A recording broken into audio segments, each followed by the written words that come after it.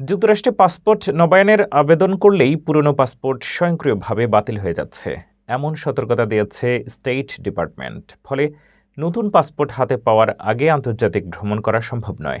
ইতিমধ্যে অনেক যাত্রী বিমানবন্দরে গিয়ে বিড়ম্বনায় পড়েছেন। জরুরি ভ্রমণের ক্ষেত্রে বিশেষ প্রক্রিয়ায় দ্রুত পাসপোর্ট পাওয়ার সুযোগ রয়েছে বলে জানানো হয়েছে। মার্কিন যুক্তরাষ্ট্রে বসবাসরত নাগরিক ও প্রবাসীদের জন্য পাসপোর্ট নবায়ন নিয়ে গুরুত্বপূর্ণ সতর্কতা জারি করেছে যুক্তরাষ্ট্রের স্টেট ডিপার্টমেন্ট। নতুন নির্দেশনা অনুযায়ী কেউ অনলাইনে বা ডাকযোগে পাসপোর্ট নবায়নের আবেদন করলেই তার বর্তমান বা পুরনো পাসপোর্ট স্বয়ংক্রিয়ভাবে বাতিল হয়ে যাবে। অর্থাৎ নতুন পাসপোর্ট হাতে পাওয়ার আগে পুরনোটি দিয়ে কোনো আন্তর্জাতিক ভ্রমণ করা যাবে না, যদিও সেটির মেয়াদ এখনও শেষ না হয়ে থাকে। স্টেট ডিপার্টমেন্ট জানিয়েছে, নিরাপত্তা জোরদার ও জালিয়াতি প্রতিরোধের স্বার্থে এই ব্যবস্থা নেওয়া হয়েছে।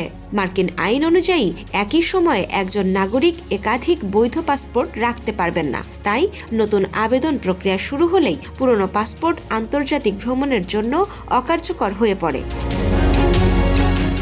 ইতিমধ্যে অনেক ভ্রমণকারী বিমানবন্দরে গিয়ে বিড়ম্বনার শিকার হয়েছেন। কেউ কেউ টিকিট বুক করার পর জানতে পেরেছেন তাদের পাসপোর্ট সিস্টেম বাতিল হয়ে গেছে, ফলে নির্ধারিত বিদেশ ভ্রমণ বাতিল করতে হয়েছে।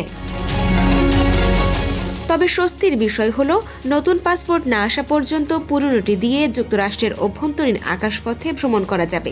আর যদি আগামী 14 দিনের মধ্যে জরুরি আন্তর্জাতিক ভ্রমণের প্রয়োজন হয়, তাহলে অনলাইনে আবেদন না করে সরাসরি ন্যাশনাল পাসপোর্ট ইনফরমেশন সেন্টারে যোগাযোগ করে জরুরি অ্যাপয়েন্টমেন্ট নেওয়ার পরামর্শ দেওয়া হয়েছে।